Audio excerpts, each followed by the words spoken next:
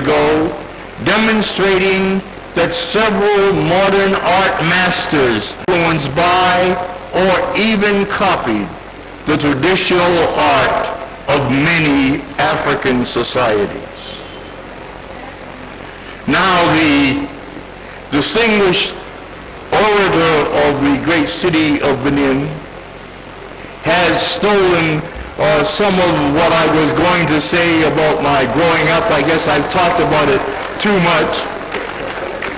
But when I was a young boy growing up in the United States, I knew nothing about the bronzes of Benin or any other art and cultural achievements of the people of the continent of my ancestors. Indeed, I had no idea of how little I knew. How else could it have been? And we got our images of the world mostly from the movies.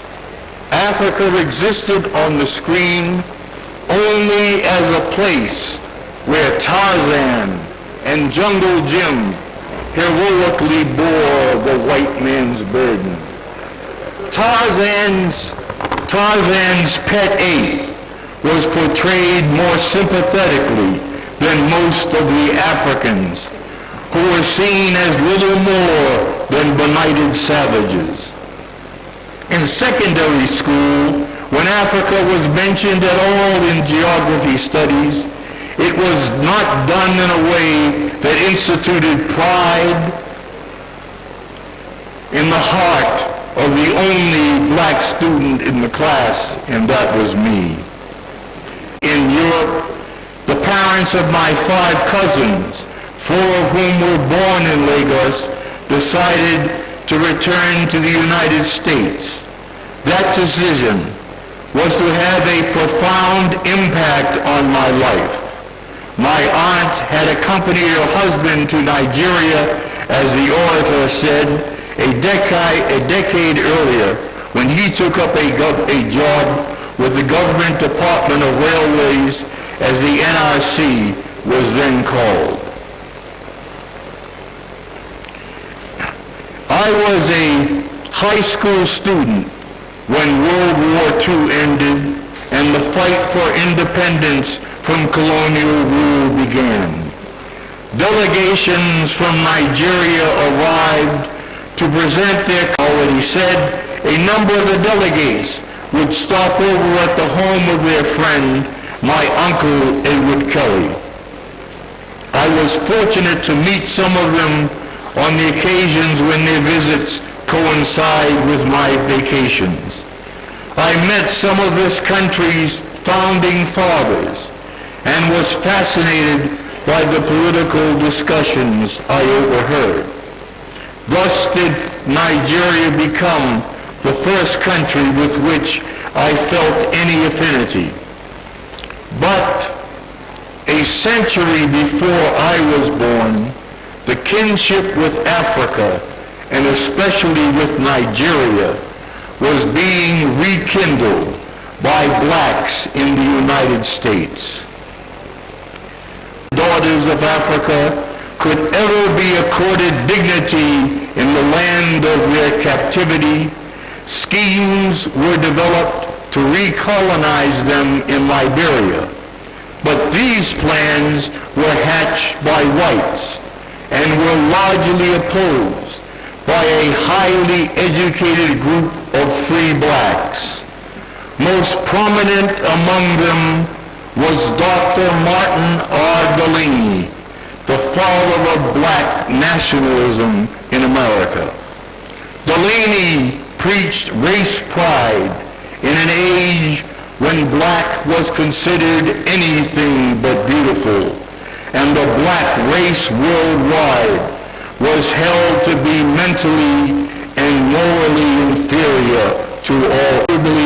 The most consequential black leader in American history said of Delaney, and I quote, "I have always thanked God for making me a man, but Martin Delaney always thanked God for making him a black man," unquote. Delaney saw blacks in the United States as a broken nation, a nation within a nation, as were the Poles in Russia, the Hungarians in Austria, and the Welsh, Irish, and Scots in Britain. The claims of no people, he argued, are respected by any nation. Delaney disparaged the Liberian experiment of the American Colonization Society, dismissing it as not independent, but, as he said, a poor mockery, a burlesque on government. He wished instead to see a great state built in Africa, and I quote, a nation to whom all the world must pay commercial tribute, end of quote. To this end, hoping to find such a state to which black Americans could emigrate, Delaney led an exploring party in 1859 to what is now Nigeria, characteristic of African merchants. His one-year stay here resulted in the signing of agreements with Egba chiefs in what is now Ogun State, giving their American cousins the right to settle in their areas. However, the agreement was never followed up because the American Civil War broke out just as Delaney returned to the United States. He put aside his immigration schemes and joined the Union Army to fight for the freedom of his people. How prescient it was of Martin Delaney to have come to Nigeria in search of a black nation to pay it commercial tribute. Sadly, his dream of a century and a half ago has yet to be realized.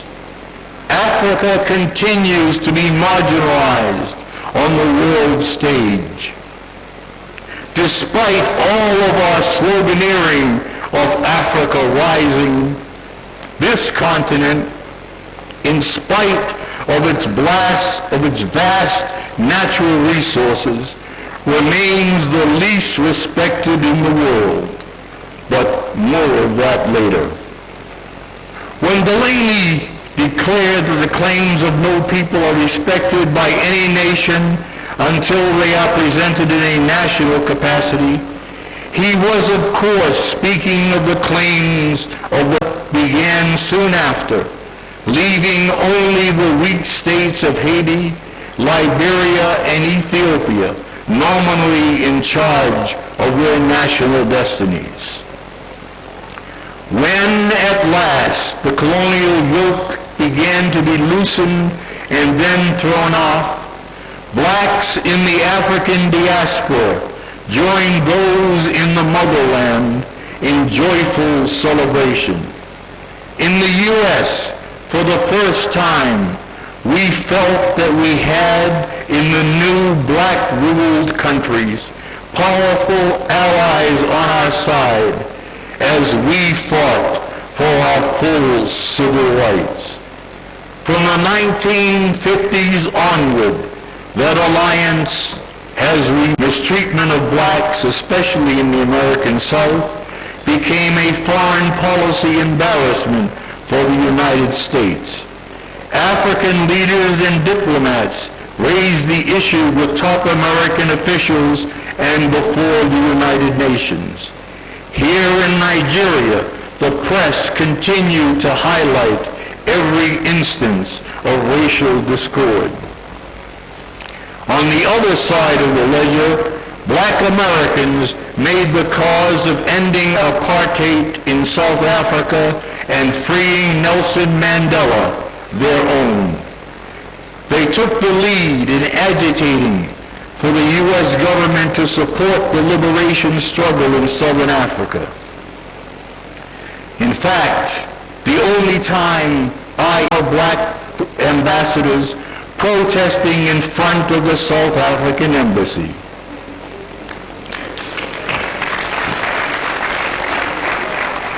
These protests, directed by a black-run organization, Trans-Africa, continued for months and brought the issue to the attention of millions of Americans. And, I might add, that it was that same Trans-Africa, led by Randall Robinson, which aided my efforts here by uniting so much of black America against the Abacha regime.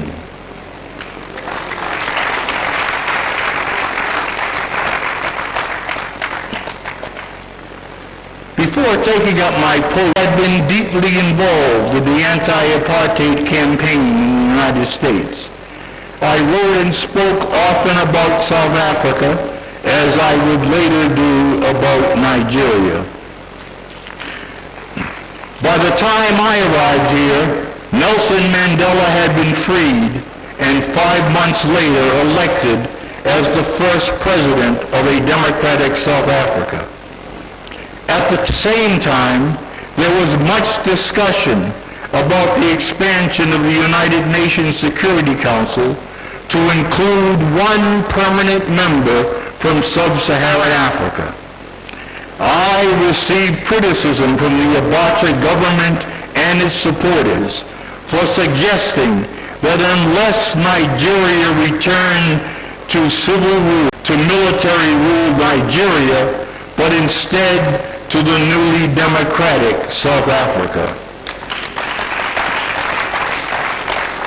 Now, the enlarging of the Security Council never took place, but the competition between Africa's two most watched emerging economies continues. It might be compared to that between China and Japan in Asia. China, in a world in which 1 of every 5 people is Chinese, lagged for a long time behind its smaller neighbor. Nigeria, on a continent on which 1 in every 5 people is Nigerian, does not seem to be closing the gap, even though its economy has surpassed South Africa's. The recently released World in 2050 report by the prestigious management firm PricewaterhouseCoopers projects that Nigeria could be one of the 2 fastest growing large economies over the next 35 years. That growth, it cautions, and here I quote, requires sustained and effective investment in infrastructure and improving political, economic, legal, and social institutions. It also requires remaining open to the free flow of technology, ideas, and talented people that are key drivers of course, which Uniben and so many other universities in Nigeria must be in the lead on. One impediment, it warns, would be the continued overdependence on natural resources. To overcome this, it insists countries like Nigeria must diversify their economies. Today, Nigeria ranks 20th. By 2015, it is expected to become the 9th biggest economy in the world. A similar outlook for Nigeria is predicted by the HSBC 2050 report. Its economic remains stable. Now, I saw you applauding for the fact that Nigeria is expected to be 9th by the year 2050. Remember that word, expected to be. Nearly 15 years ago, 4 of the world's major emerging economies, Brazil, Russia, India, and China, came together in a group that became known by the acronym BRIC, B-R-I-C. In 2010, seeking an African member, they chose South Africa, which became the S in what is now known as BRICS, forward to the day when Nigeria becomes the N in a renamed group of 6, which will be known as the BRICS, B-R-I-N-C-S.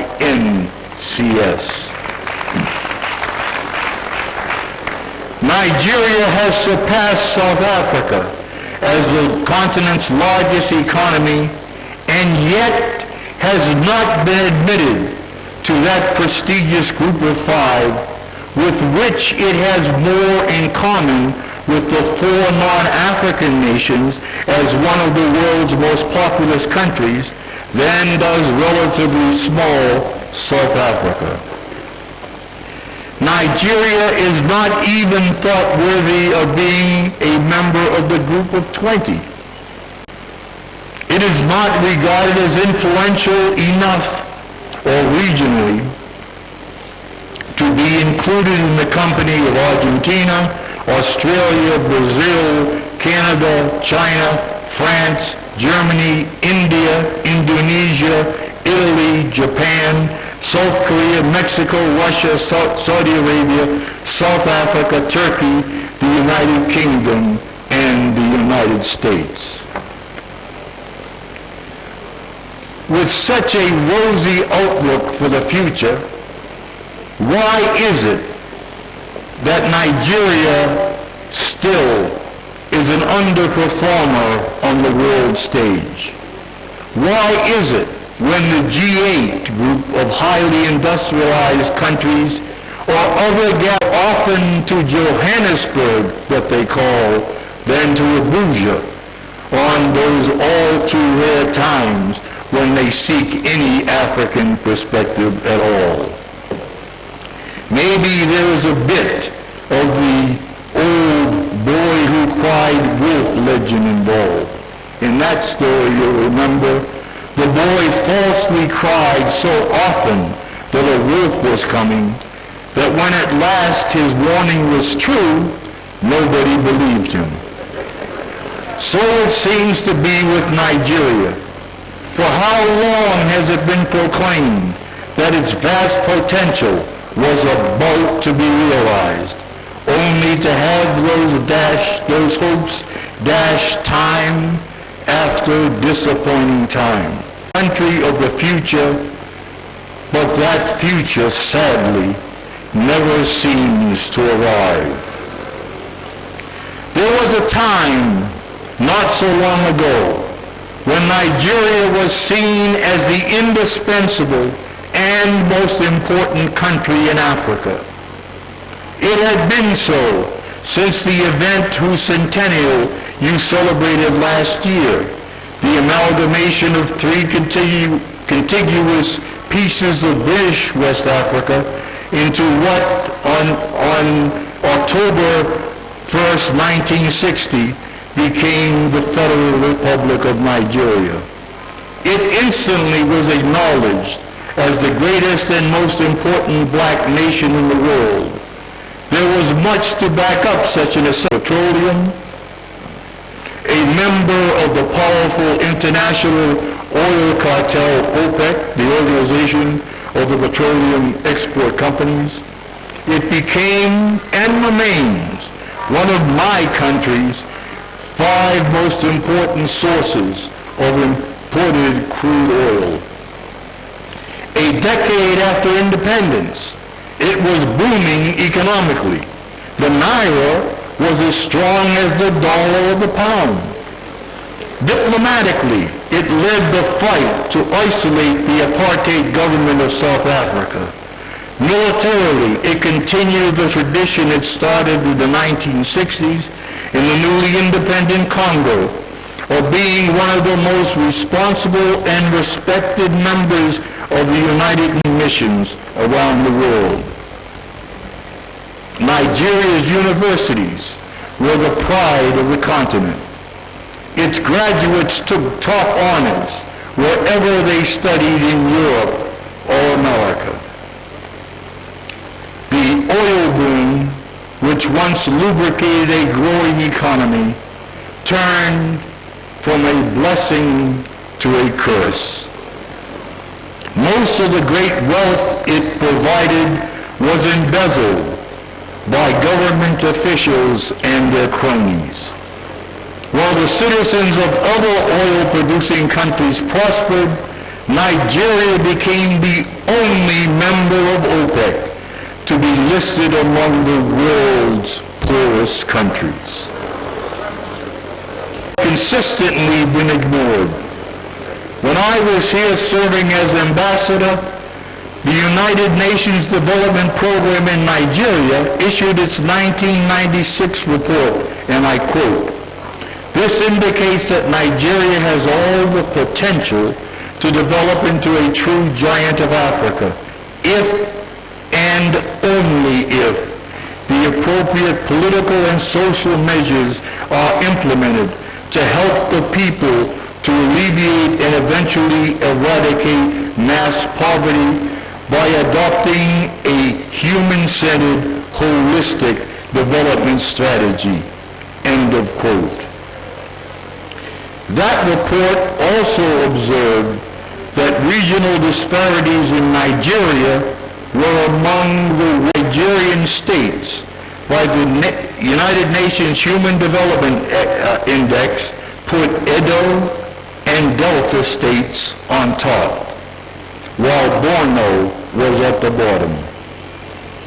The report further noted that were Edo and Delta states constituted into a separate sovereign country, their nation would rank 90th in the world, relatively high among the medium-level human development countries, while Borno, as a separate polity, would rank lower than any country in the world. Now, why should there be such disparity? Why should there be such skepticism about Nigeria's future? This age of intrastate disharmony and sectarian strife, when so many countries, especially in the Middle East, are threatening to fall apart, Nigeria could be a beacon of how to stay together. Think about it for a moment. What other country contains within its borders as many as 250 separate ethnic groups speaking even more language, and yet has managed to stay together despite a bloody civil war and regional and religious differences? No other country of any significant size in the world has Muslims and Christians. Nigeria's tradition of religious tolerance must be preserved despite the great strains that are being put on it by fanatics who have killed and kidnapped so many in the Northeast.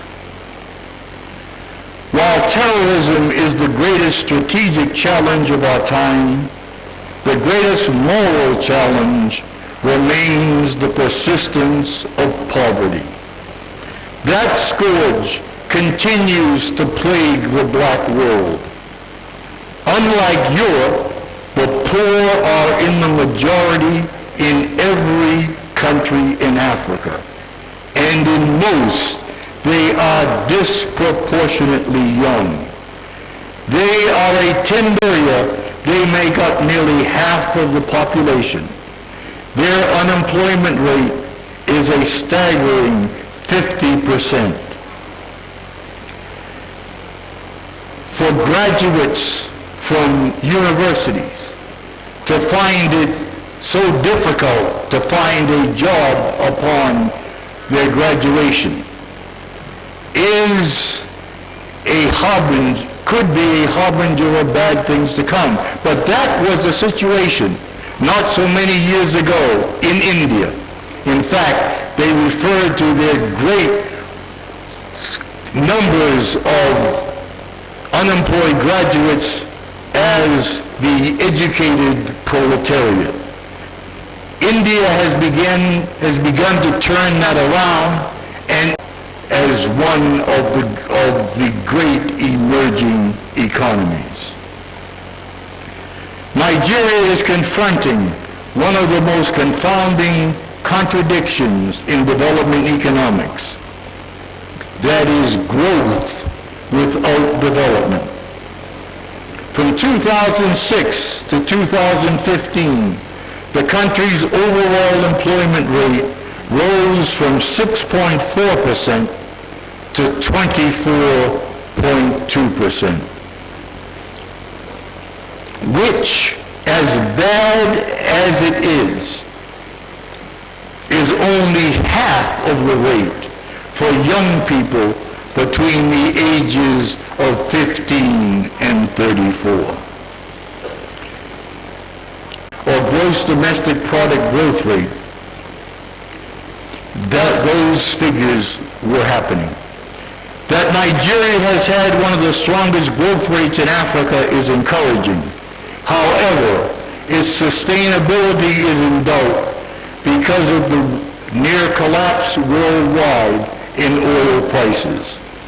Nigeria suffers, as do so many other highly extractive natural resource countries, from what economists refer to as the Dutch disease, whereby other sectors of the economy, such as agriculture and manufacturing, are relatively ignored. The country must do what so many other OPEC members are doing on petroleum, which provides an outsized portion of the national budget. Members of my generation remember the days before the oil boom. We remember that at the time of independence in 1960, Nigeria's annual agricultural crop yields were higher than those of Indonesia and Malaysia. Today, they have dwindled to half as much, in spite of the fact that at the time I first came here in 1959, which was, by the way, exactly 100 years after Martin Delaney first came to Nigeria, at that time, Nigeria was the largest world. The fact that Nigeria's current yield per hectare is less than 50% of that of comparable developing countries dramatically demonstrates how much Nigeria has abandoned its once promising agricultural sector. Until Nigeria is able to rely less on capital-intensive sectors of the economy and more on labor-intensive ones, it will be difficult to see how it will meet its ambitious goals to make the country one of the world's 20 most important economies. Diversification is urgently needed to make the economy less vulnerable. Even when petroleum prices was historically high, the national employment rate rose instead, the employment rate fell instead of rising.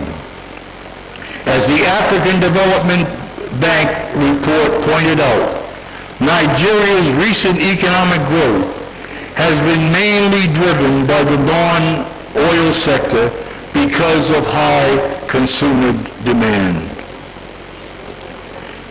As I noted earlier, much is expected from the awakening of the giant of Africa. A resurgent Nigeria could shift the whole continent from the margin of world affairs closer towards the center. These a revitalized Nigeria as the great hope of the black world. At a time when so many dismiss Africa as a continent made of nations whose leaders are too venal to govern on behalf of their people, we look to Nigeria to prove them wrong. I feel confident that in President Buhari, you have a leader honest, dedicated, and tough enough to turn this country around. I have always admired his record of public probity and his lack of private flamboyance. As a private head of state, has set a refreshing example of financial transparency which all public officials should and must emulate.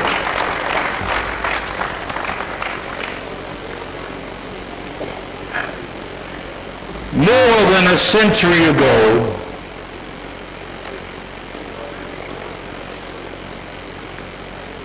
the greatest of American presidents, Abraham Lincoln, described the ideal democratic state as one which was of the people, by the people, and for the people. It is by this standard that we must continue to judge nations today. Of its independence from British colonial rule, the 50th anniversary of its becoming at last a nation of the people. The sad follow-up is that for most of the half a century since then, Nigeria has rarely been a country that was ruled by the people. For most of that time, it has been controlled by military juntas who neither had nor wanted the consent of the people. I believe that having been democratically elected as a civilian head of state, that President Buhari will fulfill the third of Lincoln's prepositional triad, a government which cares more for the welfare of the poor majority and disadvantaged than for the unjust enrichment of the privileged few and their enablers, who too often in the past have looted the national treasury.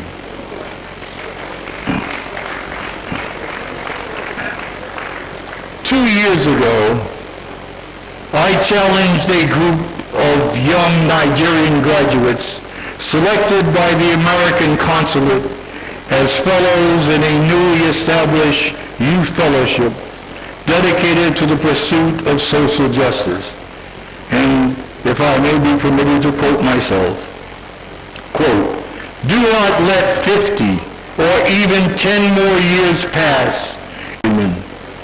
The eradication of extreme poverty is the great moral challenge of our time. This challenge will not be met so long as male elites continue to use government to meet their own needs and not those of their poor brothers and sisters, nor as long as women are denied their rightful share of power and opportunities, nor as long as corruption permeates so much of society." End of quote. And my dear wife, Alice, has certainly talked well about the need for giving women their rightful share of power in this. As I challenged those youth 5 years ago on the occasion of my 80th birthday, so too do I challenge all of you today. For I remain optimistic that even at my advanced age, I will live long enough to see Martin Delaney's dream realized, and that this country of my in-laws and possibly of my ancestors will become that great black country to which all the world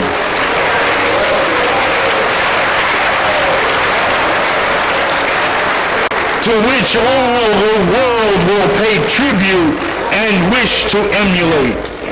And in the words of that very talented student singer, let it be, let it be.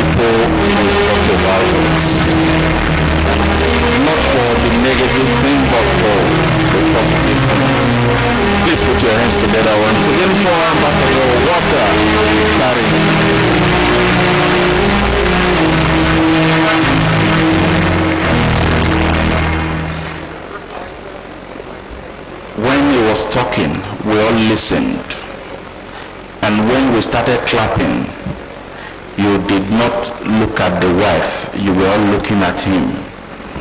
But I looked at Dr. Arese, and she was saying, that's my husband.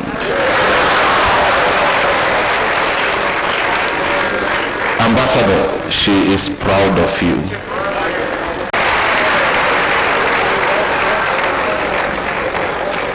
Thank you very much.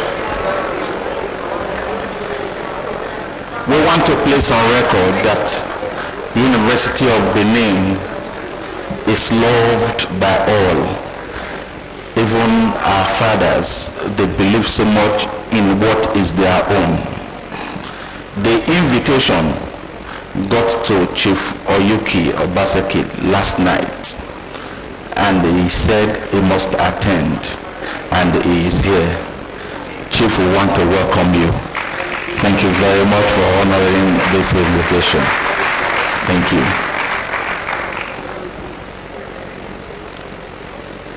The comrade governor is seated, and because he is a professor, well, the SSG were going to give you. Maybe you come for your sabbatical. You take economics. For how many, after SSG, you take economics before you go back to your ministerial position? I don't know if that is okay. Naim did this. My boss, Mr. Osae, will always say, acknowledge those that you need to acknowledge so that you don't put yourself into trouble. Boss, I'm doing exactly that. May I now welcome to the microphone the governor of Edo State for a goodwill message. The governor, our very own comrade governor, represented by the secretary to the state government, Professor Julius Iyonlere. Thank you. The Prof.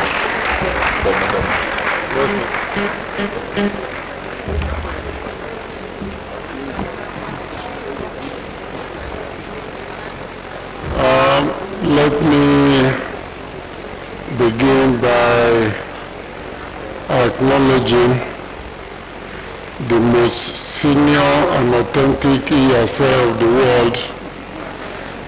I call you on the ESL of the name, Chief Igbe.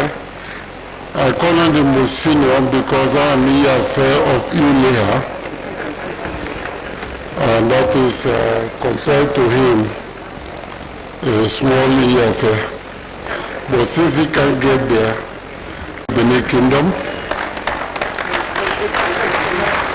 Let me also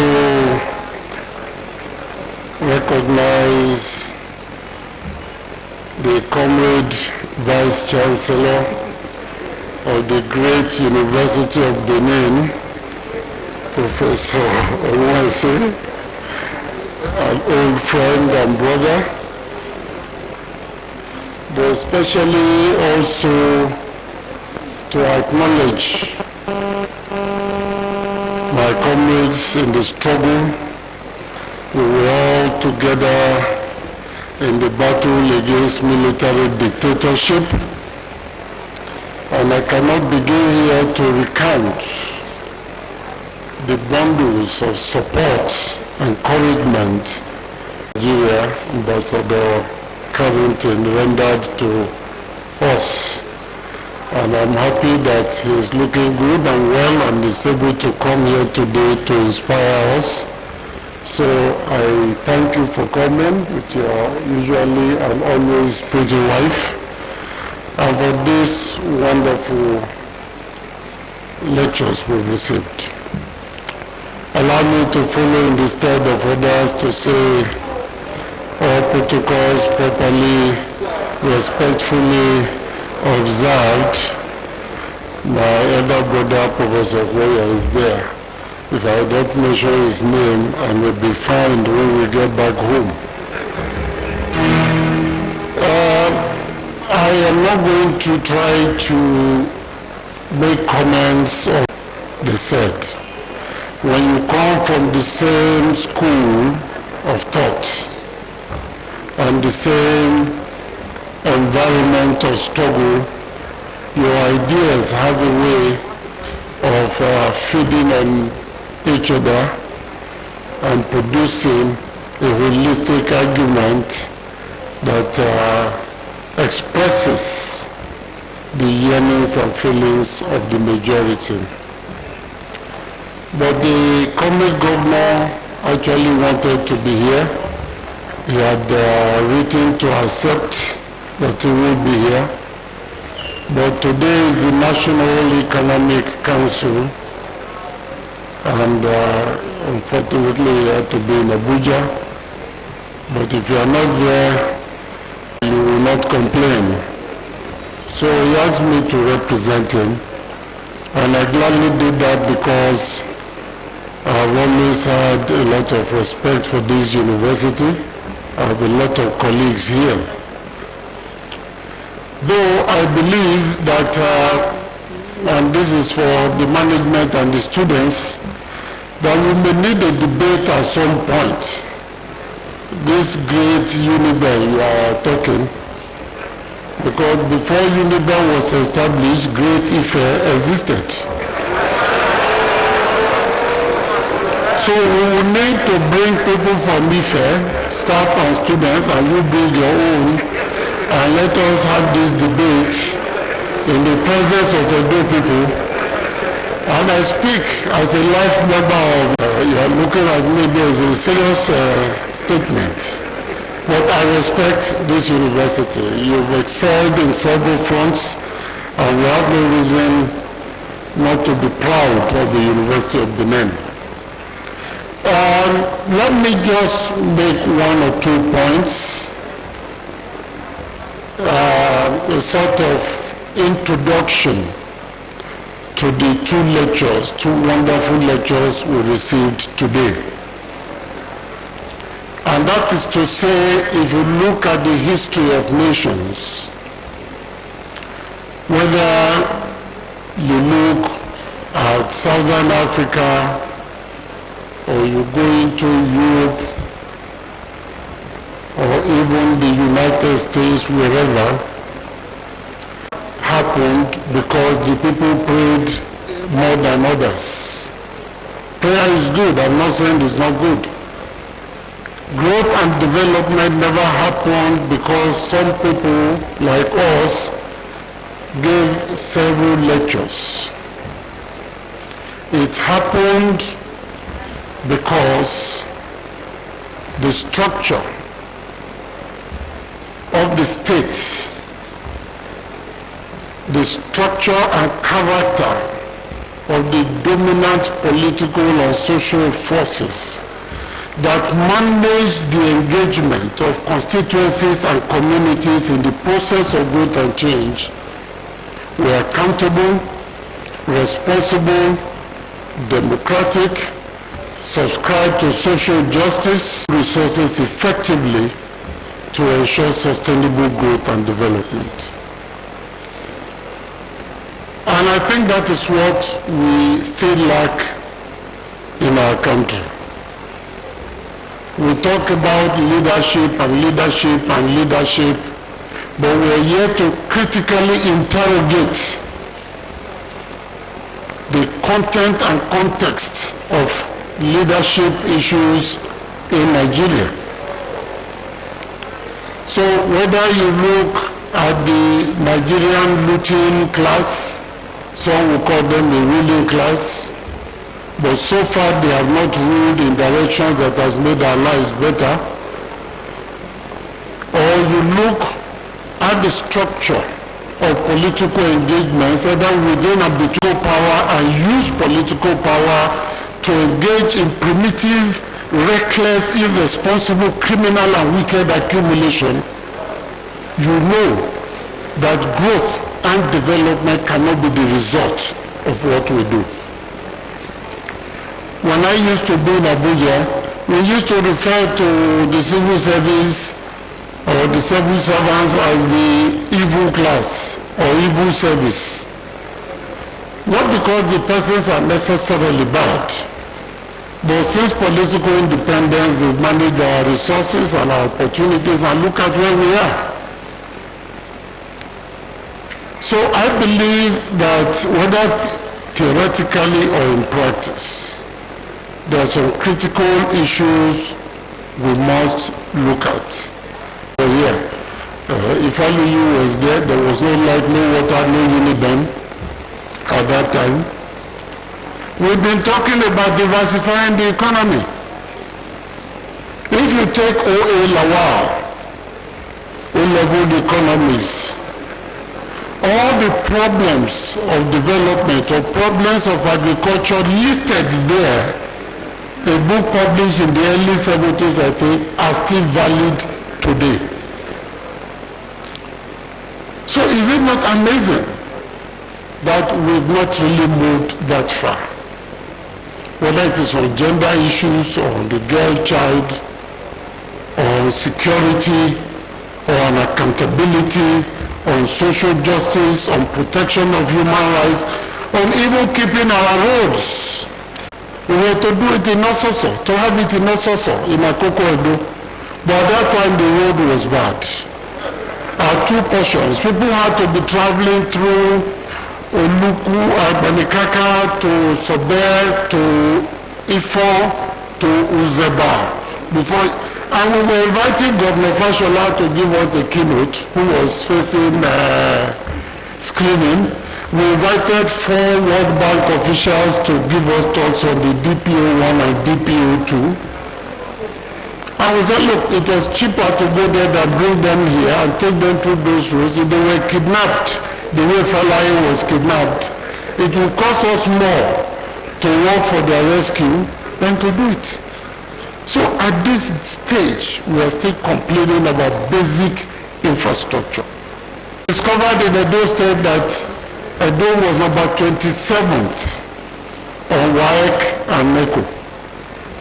And we said the solution, let us train the teachers. And we found some illiterate teachers. We found out that some tomato sellers have smuggled themselves, found somehow to enter into the teaching service. And you all saw it on the internet. But what did we get? Criticisms, riots, demonstrations, protests, strikes, even when it was so evident that this was affecting our own children. We have to cleverly and strategically find other ways of engaging the teachers rather than allowing the school system to be shut down for too long. Number two, in ECHO. The point I'm making is that the kind of leadership that will bring about what my sister Arise was talking about and what Ambassador